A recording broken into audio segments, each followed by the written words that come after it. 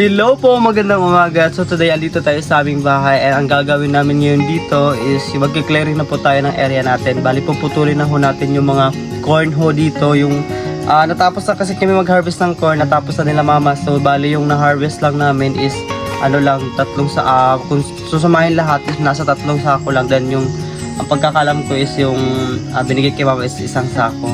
So ayun, thank you din kay tita at kila tito dahil binigyan kami ng isang sakong corn. Yun, pwede na namin siya yung tawag na ibenta or gawing rice. So ayun guys, yung gagawin talaga namin dito is yun, magpuputol na tayo at magki-clearing na tayo sa ating area para prepare ho para pagtaniman natin ang ating gulay. And then pagkatapos ho noon, magbabarnish ho tayo dito sa dito sa upuan tsaka sa lamesa at dun sa chair na pinagawa natin. And then gagawa ho ako ng bahay na tawag nun ng sayote kasi nga po palaki na yung mga sayote natin at para may gapangan na ho siya. So gagawa ko po siya ng gapangan. So yan guys, before tayo magsa-start, gusto ko lang po talaga i-greet ng happy birthday Kuya Orlando Martinez from Luna Isabela. Thank you po sa suporta at sa panonood sa akin. Ayun, happy birthday po and more birthday to come po. So yun, magsa-start na tayo. Let's go po. So dito na kami magsisimula guys. Ito yung yung tawag ng puputulin natin itong mga corn na to na nakatayo. And ito pala yung na-harvest namin na corn. Ayan po. Balit siya, nasa tatlong sako lang. Ayan. Itong dalawang malalaki, ang sabi nilang tita, parang pupunuin daw itong isang sako para kay mother. Ayan. So, kasi maliliit lang ho talaga yung corn guys, kaya ganito lang yung na-harvest or yung nakuha natin. Kaya ayan. So, magsa-start tayo dito kasi dito tayo magtatanim sa susunod ng ating gulay. Ayan. Good morning po sa inyong lahat. Dong! Tara Dong!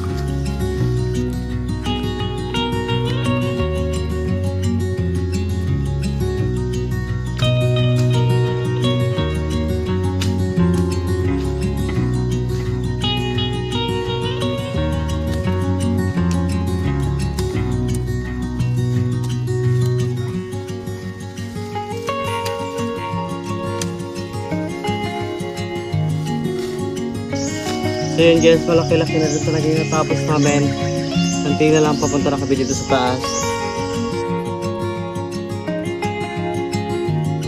So yun guys, tapos na namin lahat. Dito na side, pati dito po. Tapos na, naputol namin lahat. So hintayin ko na lang to, sunugin na ba? Baka mamayang hapon sunugin ko at saka pagtatanggalin natin to.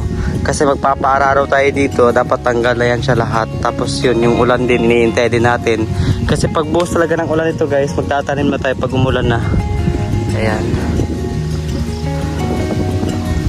Ayan po.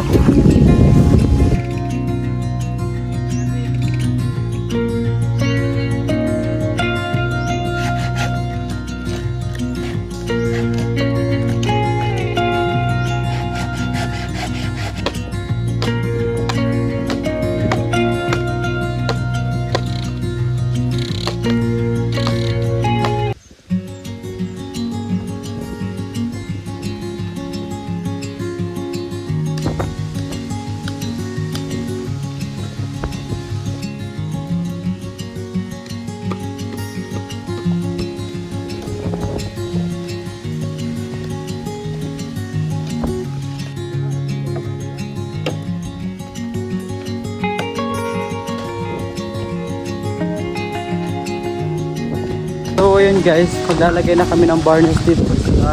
Bali pinagpalibang ko muna yun kasi nga po nagalala ako kasi sobrang babaw lang pala yung dinigin namin dahil sobrang tawag ng sobrang tigas ng lupa, wala kaming tawag nun yung panghukay talaga ng lupa.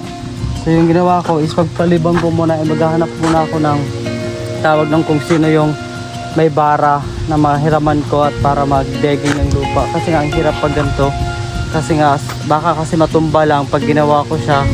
So much better na yung mas maganda yung pagkagawa. At least tumagal siya.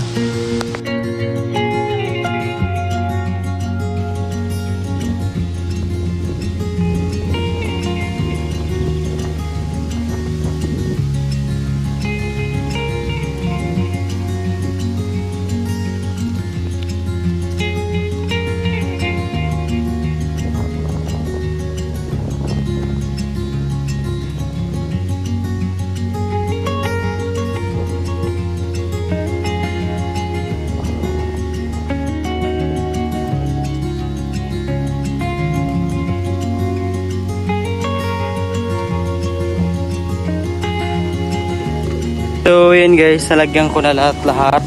Ayan na po siya. Pati dito sa likod. Ayan.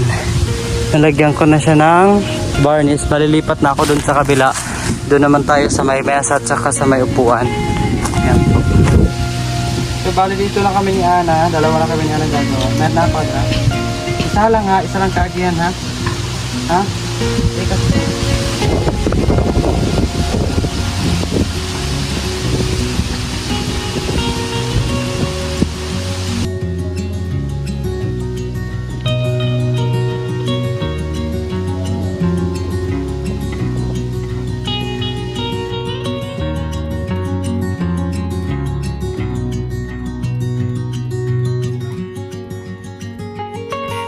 Tapos na kami dito lahat-lahat. Ayan na po. So lipat na ako dito. Kasi ito tapos na to. Ayan.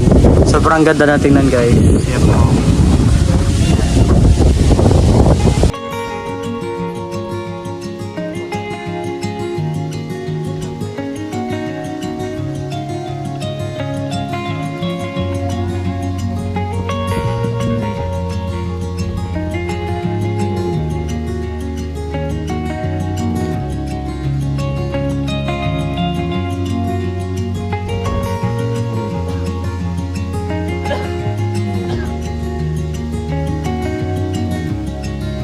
So yan po, natapos na po namin lahat. Ayan, nasa likuran ko na. Sobrang kinang na nilang lahat.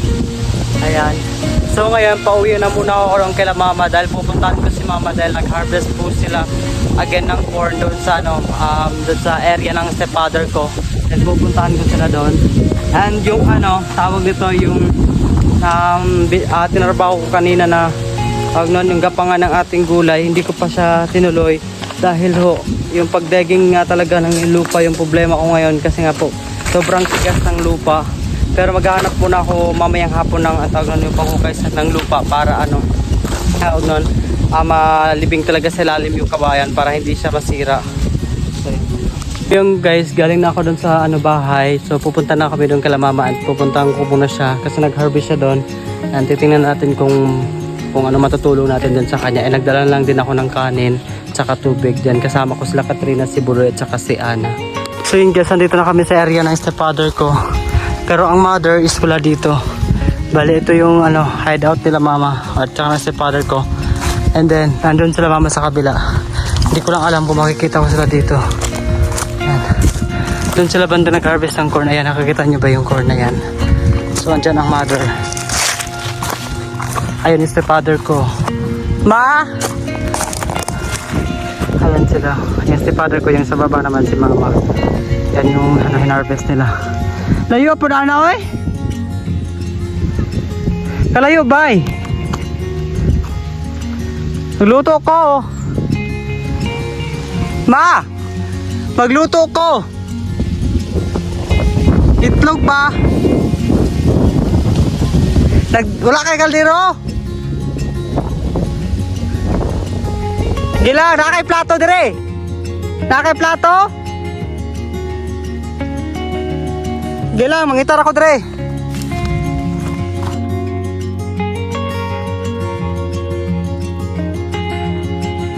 Yan po guys, nagluto na lang kami dito kasi di pa ako kumain ng tanghalian. Kasi nagtrabaho ko muna yung kanina. So pagkatapos ko doon, ayan, nagluto na ako dito. Dito na ako nagluto kala mama.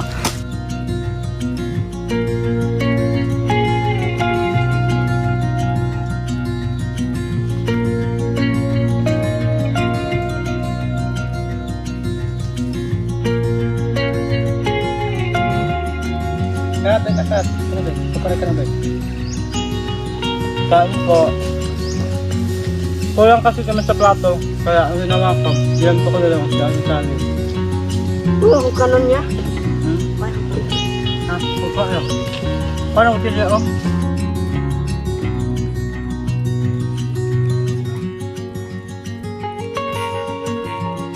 Maguli na lang, Mima! Okay. Sabi ko mauwi na lang daw kami. Huwag na lang daw kami pumunta doon. Maguli na po mo ron! Sakol? Nadre. pabuto na lang taka. Sige. Dito na ako mana dira.